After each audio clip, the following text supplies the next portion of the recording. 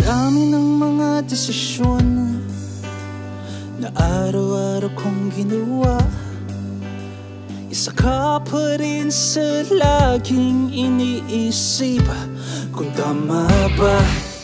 Tama pa rin siguro.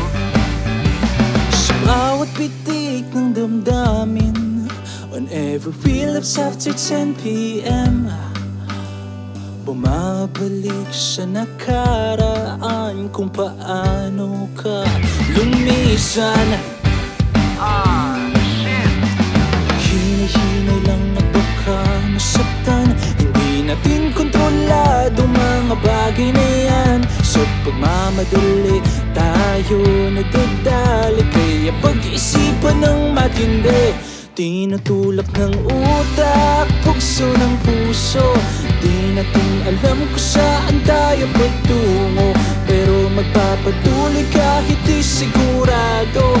Dahan-dahan lang kasi baka masaktan uli ako. Oh, oh, oh, oh, oh. Oh, oh, oh, oh, oh, oh, oh, oh. Oh, oh,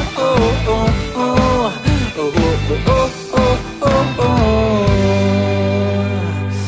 Pinapakalma ang isipan, hinihilom ang pusong nasaktan, naghahanap ng sasandalan para mapagaling ang sakit ng nakaraan.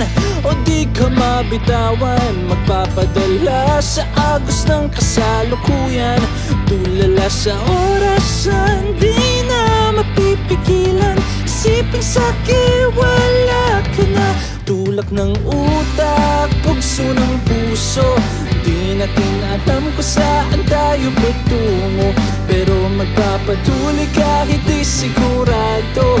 Dahan-dahan lang kasi baka masaktan huli ako. Oh, oh, oh, oh, oh. Oh, oh, oh, oh, oh, oh, oh, oh.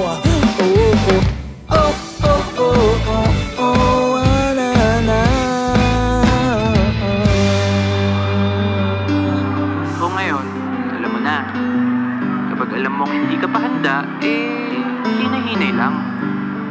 Kasi pag hindi, baka masaktan ka lang ulit. Diba? And 1, 2, 3, and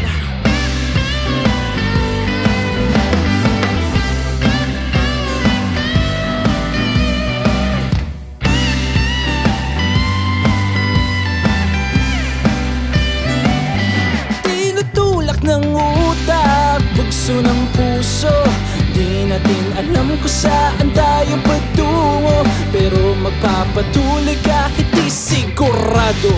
Dahan-dahan lang kasi baka masaktan huli ako.